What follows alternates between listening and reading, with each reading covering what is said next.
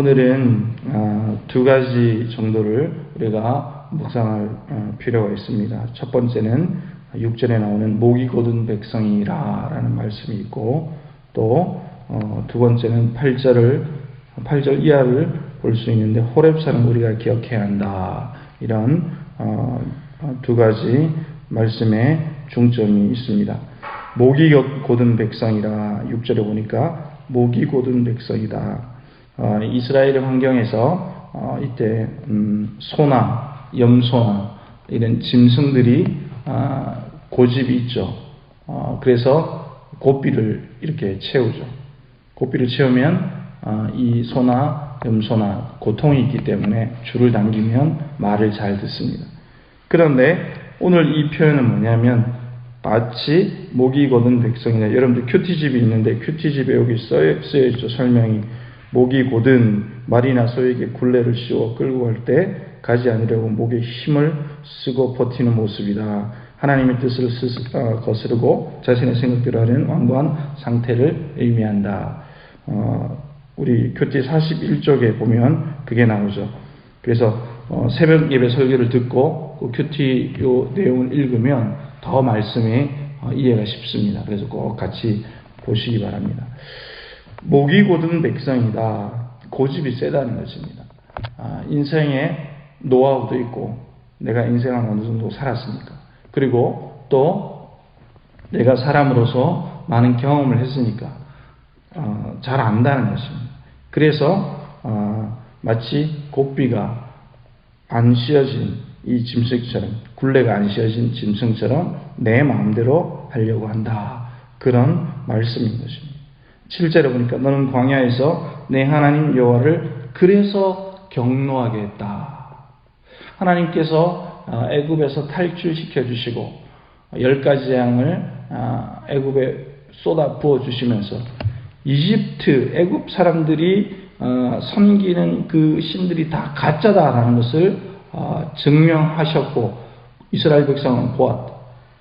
홍해바다를 건너서 광야에서 만나와 메추라기를 먹으면서 그렇게 지나왔는데도 이 고집센 짐승들처럼 목이 곧은 백성이 되었다. 그래서 1세대는 다 죽어버렸다. 그래서 결국 하나님을 경노하게 하셨다. 하나님을 화나게 하셨다는 것입니다.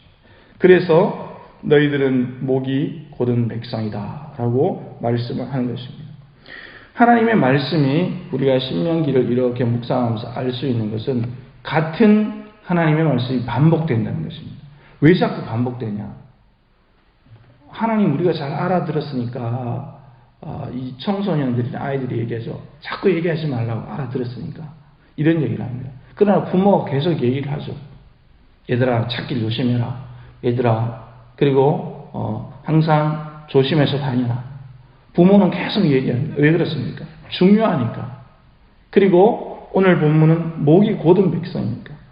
어느 순간 되면 부모가 얘기한 걸 잊어버리니까, 자꾸 잊어버리니까 그것이 완전히 영원한 기억이 되도록 계속해서 얘기합니다.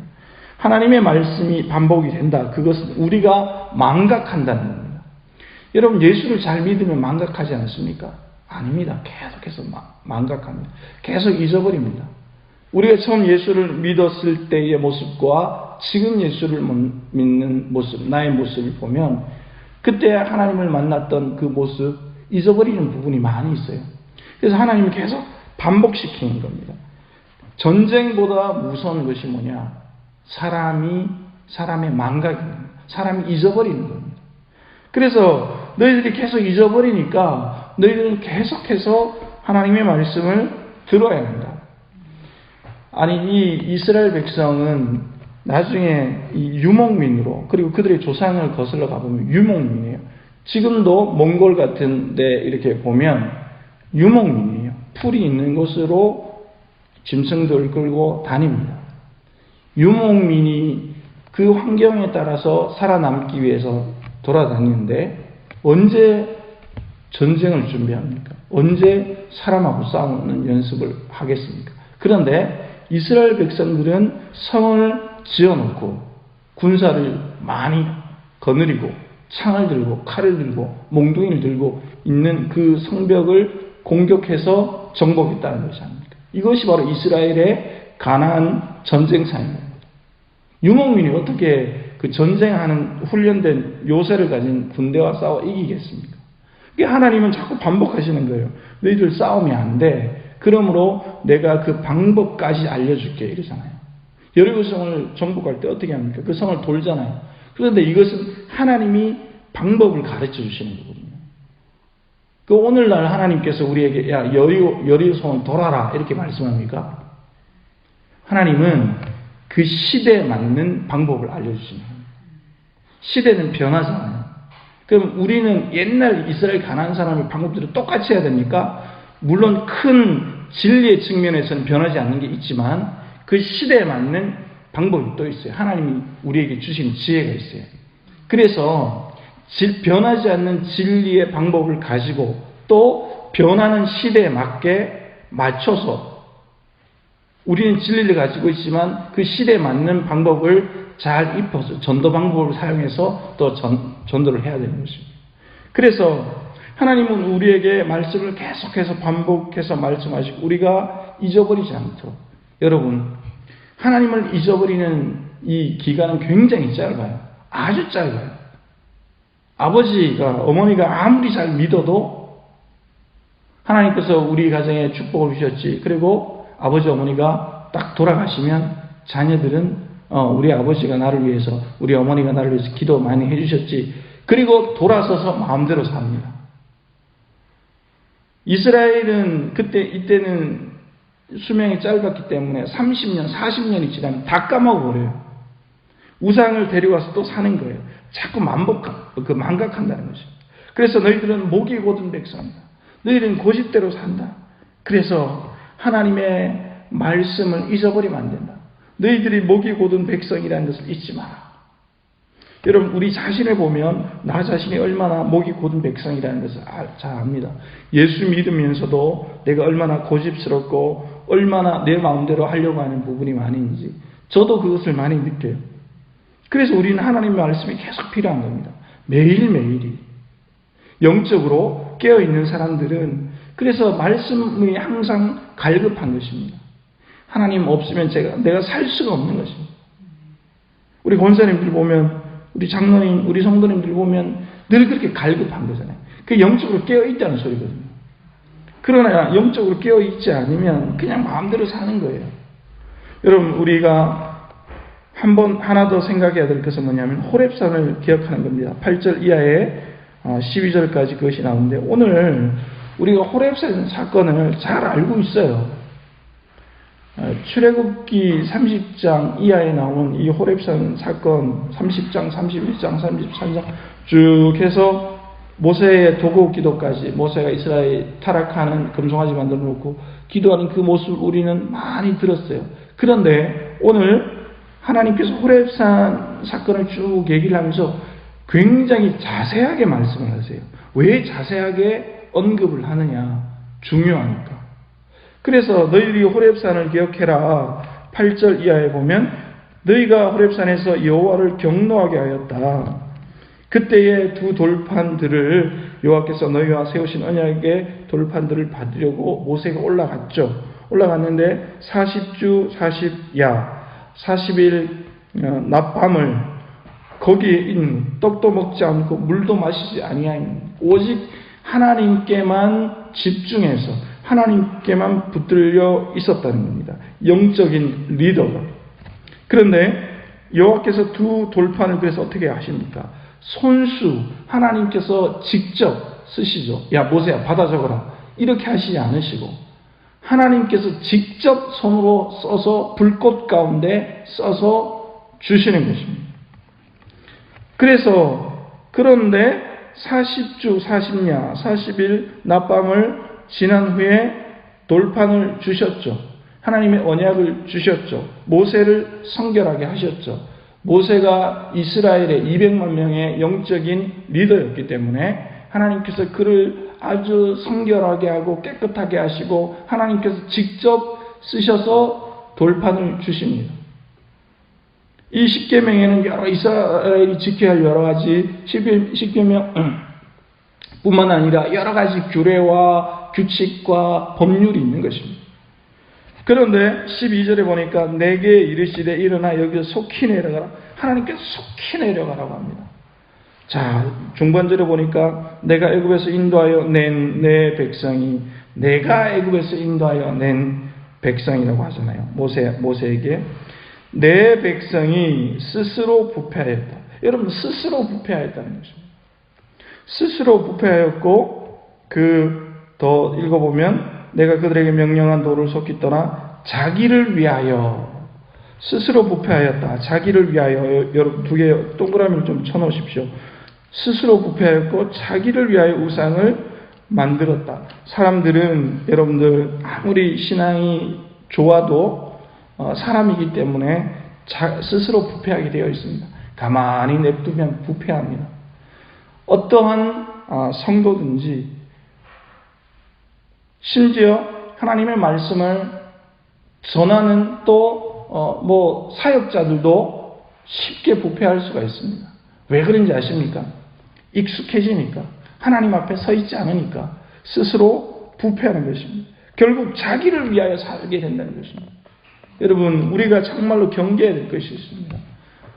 목회자로 부름을 받은 저도 그렇고, 또 직분자, 평신도 리더로 부름을 받은 여러분들도 그렇고, 가장 중요한 게 스스로 부패하는 거예요. 먹고 살만하고 내가 예수 이 정도 믿으면 되지, 다른 사람들과 자꾸 비교를 하거든요. 그러니까 나 정도 믿으면 되지, 자꾸 우리는 교만해지는 겁니다. 그러나 스스로 부패할 때에 자기를 위하여 우상을 만드는 것입니다. 이게 뭡니까? 내가 의지할 것을 자꾸 우상화시킨다는 겁니다. 내가 인생을 살면서 만들어 놓은 개똥철학이 다 있잖아요. 우리는 스스로가 다 있어요. 개똥철학. 말이야, 이건 이렇게 하는 게 좋고, 사람과의 관계는 이렇게 하면 좋고, 돈은 이런 식으로 벌면 좋고, 저금은 이런 식으로 하면 좋고, 또 집은 이런 식으로 사면 좋고, 다 이 개똥철학이라는 걸 가지고 있어요. 그래서 사람은 자기가 가지고 있는 개똥철학을 만들어 놓고 그것을 중심으로 살아가거든요. 스스로 부패하게 되어 있다는 겁니다. 스스로 자기를 위하여 우상을 부어 만든다는 것입니다. 눈에 보이는 우상이 전부 우상이 아니에요. 우리는 인생을 살면서 자꾸 우상을 만들어요. 우리 집에 보이지 않는 우상을 만들고 살아가는 거예요. 그래서 우리가 날마다 하나님 앞에 깨뜨리지 않으면, 나 자신을 깨뜨려서 하나님께 드려지지 않으면 자꾸 타락하게 돼 있는 것입니다. 먹고 살만하면, 경제가 좋아지면, 우리가 없을 때는 하나님을 간절히 찾고, 하나님 이것이 부족합니다. 지금 코로나가 와가지고 우리가 지금 죽겠습니다. 그렇게 부르시잖아요. 영적으로 보면 이런 환경이 필요한 것입니다. 여러분. 죽을 지경이 돼야 인간은 어리석게도 그때 하나님을 찾게 되어 있거든요. 그래서 우리가 정말로 깊이 있는, 수준이 있는 영적 성장을 가진 우리 성도가, 우리 교회가 경쟁력을 가지려면 우리 교회가 어떻게 해야 되냐? 늘 평소에 하나님, 제가 주님을 갈급해야 합니다. 주님의 얼굴을 구합니다. 스스로 부패하지 않게 하죠. 저도 마찬가지입니다. 여러분, 와가지고 우리 교회 와서 목회를 하면서 스스로 부패해지고 저 자신을 위한 우상을 자꾸 만들면 목회를 그만둬야 됩니다. 그것이 저 자신을 위한 것, 좋은 것입니다. 그만둬야 제 영혼이 사는 것입니다. 그러나 교묘하게 제 자신의 우상을, 이 정도면 괜찮지, 사회적으로 또 목사니까 인정받지, 이 정도면, 자꾸 그렇게 되면 스스로 부패하게 되는 겁니다. 20년이 지나고 30년이 지났는데 어깨만 피어가지고 당신들이 뭐라 그러면서 교만해져서 그렇게 산다고, 그렇게 목사를 한다고 생각해 보십시오. 얼마나 교만한 상태가 되겠습니까? 그러면 스스로 부패하고 저 자신에 대한 우상을 만들어 놓고 그렇게 살면 하나님이 기뻐하시겠습니까? 그러면 목사를 안 하는 게 나아요. 차라리 우리가 직분을 안 맡는 게 나아요. 그래서 여러분, 인생을 살면서 가진 것은 많아졌는데, 주머니에 이제 하나님께서 많이 채워주셨는데, 부여해졌는데 하나님이 없다. 그건 저주받은 인생인 거죠. 우리는 정말 그렇게 되면 안 됩니다. 차라리 없는 것이 낫습니다.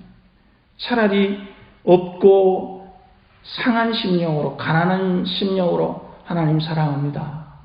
그게 더 낫다는 거예요. 그게 우리가 더 복받은 인생이라는 것입니다. 여러분, 이 영적인 고수를 보면 우리가 그걸 잘 알 수 있어요. 영적인 고수. 사람들이 많이 있고 사람들로부터 박수받고 그런 인정받는 영적인 고수들이 있습니다. 그런데 그런 분들은 일부러 자기가 사람들을 막 끌어모으고 그런 사람들이 아니에요. 이렇게 살다 보면 그런 목사님들이 있죠.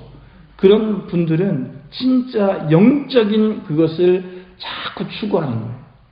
하나님 앞에 내가 깨끗하게 살라고, 하나님께 부패하지 않기 위해서, 내 스스로 우상이 안 되기 위해서.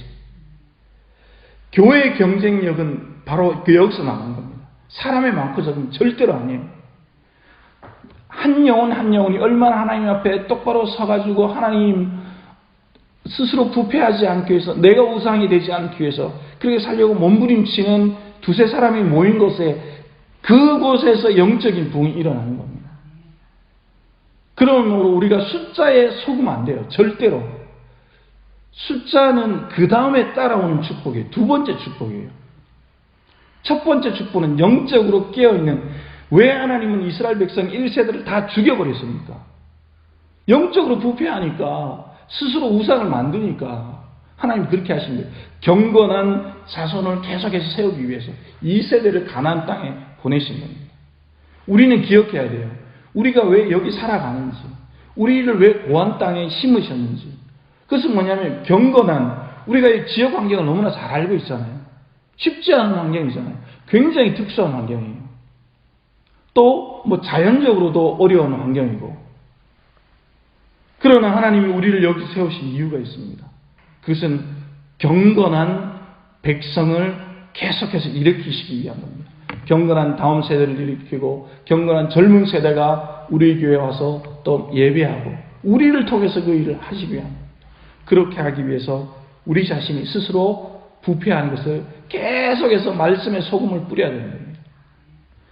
계속해서 내가 우상이 되어서 가는 것을 경계해야 되는 것입니다.